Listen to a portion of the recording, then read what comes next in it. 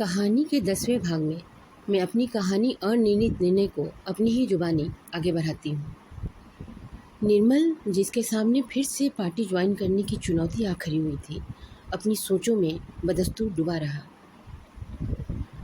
और इस कम्युनलिज्म जो उनके यानी विकास बाबू के इकलौते विकास के मुद्दे को भी निगल जाए से घबराकर खुद को नॉन कम्युनलिस्ट या यूँ कहिए अनकम्युनलिस्ट या जो भी कहिए साबित करने की चाह में दरकिनार कर लिया और गठबंधन की सरकार बनाने के प्रचलन और प्रावधान के तहत प्री पॉल अलायंस कर अपने ही विरोधी पार्टी रह चुके जनता दल के साथ एंटी कम्युनलिज्म के नाम पर सहमति बनाकर सरकार बना ली। कम्युनलिज्म के नाम पर लड़ा गया चुनाव विकास के मुद्दे को निगल गया तो जंगल राज चलाने का बदनुमा धब्बा अपने ऊपर लगाने वाला हमेशा बीजेपी जैसे कट्टर विरोधी पार्टी जिसका एजेंडा हिंदुत्व हो के निशाने पर रहने वाली जनता दल उनके विकास यात्रा को आगे ले जाने में कितना सहयोग कर पाएगी, कितनी दूर तक साथ निभा पाएगी। हार की हड़बड़ाहट में हमारे सुशासन बाबू यह सब नहीं सोच समझ पाए ठंडे दिमाग से। अब सवाल ये उठता है कि हिंदुत्व का एजेंडा तो सदा से रहा है बीजेपी का और जेडीयू हमेशा से एनडीए के घटक के रूप में साथी रही थी बीजेपी के, तो अचानक से राष्ट्रीय हित के लिए किया गया धर्म युद्ध और उसमें से अपनी निकली हार से इतनी तिलमिलाहट उसमें से यानी कि एनडीए के हिस्सेदार की हैसियत से अपनी निकली हार से इतनी तिलमिलाहट फिर शायद नरेंद्र मोदी जी के कट्टर हिंदू चेहरे के कारण रहा होगा। कट्टर हिंदू चेहरा तब तक का यानी कि प्रधानमंत्री बनने और इतना लोकप्रिय प्रधानमंत्री साबित कर खुद को अपने ऊपर उठते सारे सवालों सारे अटकलों को विराम देने के पहले वाले चेहरे यानी कि प्रधानमंत्री बनने के पहले सिर्फ गुजरात के मुख्यमंत्री के हैसियत से चुनाव लड़ने वाले और महान व्यक्तित्व परिवर्तन जैसे तारीफ या तोहमत जो भी कहिए लोगों की निगाहों से के पहले वाले चेहरे। शायद ये हार उस चेहरे की वजह से हुआ होगा। एनडीए तो पसंद है होगा। हिंदू राष्ट्र के सवाल पर भी कांग्रेस और जनता दल की तरह घोर आपत्ति नहीं है, मगर कट्टर हिंदुत्व खून खराबे वाली राजनीति से भी गुजारा संभव न हो सकेगा।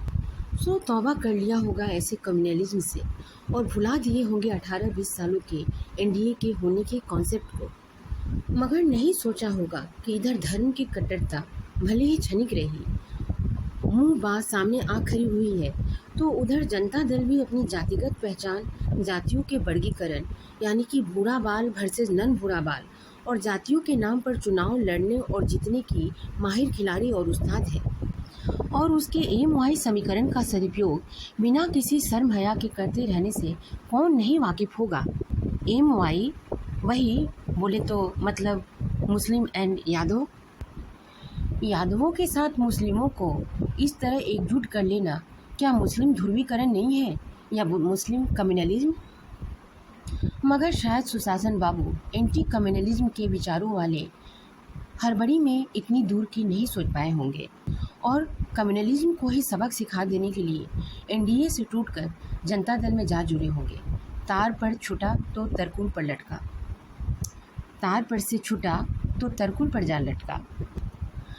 निष्कर्षतः उनका तो एक गजबे नारा अजबे एजेंडा है, हिंदू राष्ट्रहित हो मगर हिंदू मुस्लिम के नाम पर खून खराबा न हो, गरीबों का विकास हो मगर समाज का बंटवारा बड़ी जाति और छोटी जातियों में न हो।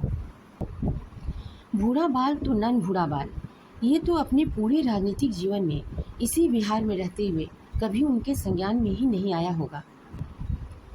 अब बिहार को ना सोचना चाहिए, ना सोचना होगा कि आखिर गरीबों की किसानों के लिए ये सरकार किसानों की हमदर्द है, किसके लिए? अपने पिछड़े बिहार को विकास के मार्ग पर दोहरा दिया और विकसित राज्यों के साथ अब तो कंपटीशन में ला खड़ा किया, आखिर किसके लिए?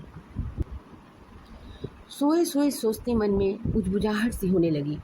एकाएक बिस्तर से उठा, अपनी डायरी उठाई और चुपचाप फिर चल दिया गंगा तट की ओर, शायद थोड़ा सुकून मिल जाए।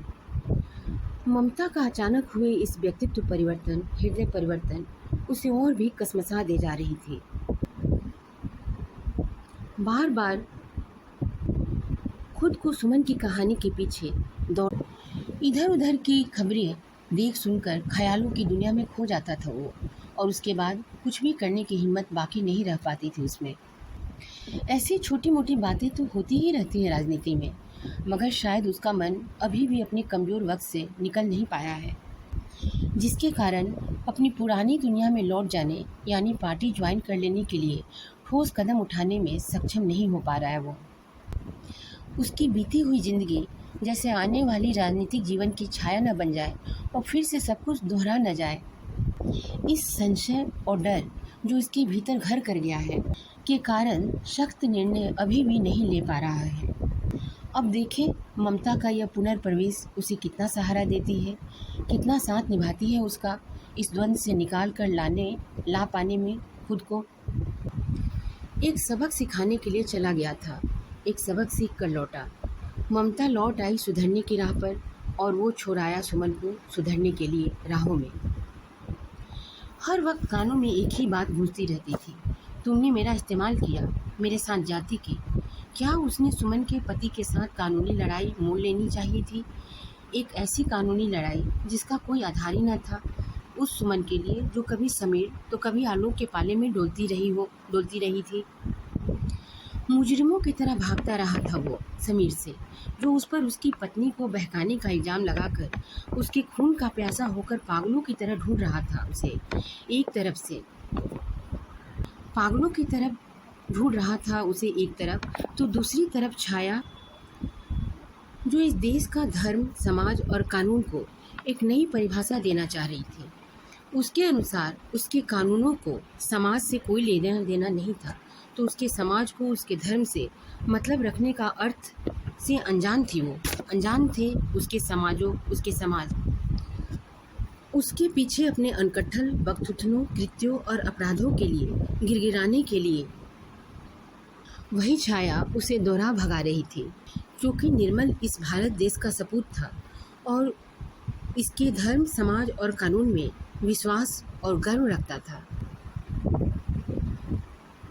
अपने धौंस और धमकियों के साथ कि वो चुपचाप अपनी गलती स्वीकार करे और उसके लोगों के सामने उसके सवालों के जवाब में अनुत्तर होकर चारों तरफ से घिर जाए वो। और शायद हुआ भी ऐसा, घिर भी चुका था वो। उसके लोग यानी कि छाया के लोग, उसके लोगों का एक बहुत बड़ा जन समर्थन प्राप्त था छाया को। नदी तट तक पहुँचते इन सारी यादों से गुजर गया वो। अपने सभी कर्मों करतूतों को भुलाकर ठोकर खाकर लौट आई थी ममता, और लौट आने की धमकियां देनी शुरू कर दिया था, या यूँ कहिए कि गुहार लगाना शुरू कर दिया था कि अगर वो नहीं लौटा तो कानूनतः जिस ज़मीन पर उसका घर खड़ा है ज़मीन ही खींच लेगी। नाक रगड़ कर भी जब अमित को नहीं मना पाई थी अपने लिए, अपने मंसूबों के लिए। क्यों दुनिया भर की गलतियों और उनके करने वालों का जिम्मा अपने सर लेकर भागता रहा था वो। कोई जांच हो, कोई परीक्षा, जितनी भी तहकीकात कर ले कोई, उसमें जुर्म ढूंढ कर निकाल नहीं सकेगा जिसके डर से भाग रहा था इस दुनिया से वो। ममता हो या सुमन, विवाह या विवाह विच्छेद का अर्थ दोनों ही समझ गई होंगी, नहीं तो ज़रूर समझेंगी अब।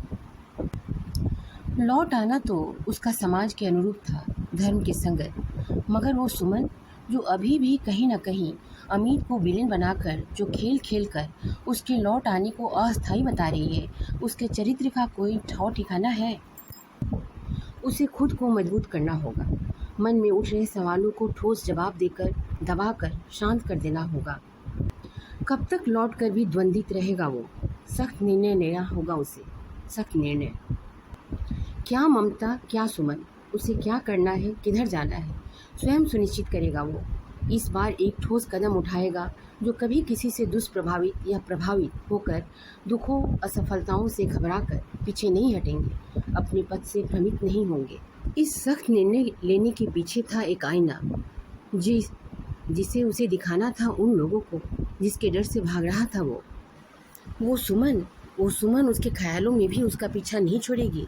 समीर कठोर है, छाया से मिला हुआ है कहकर भाग गई तो आलोक का रेंज ही कमाल का है, से हृदय रोग पकड़वा लिया, धड़का लगा लिया हो जैसे।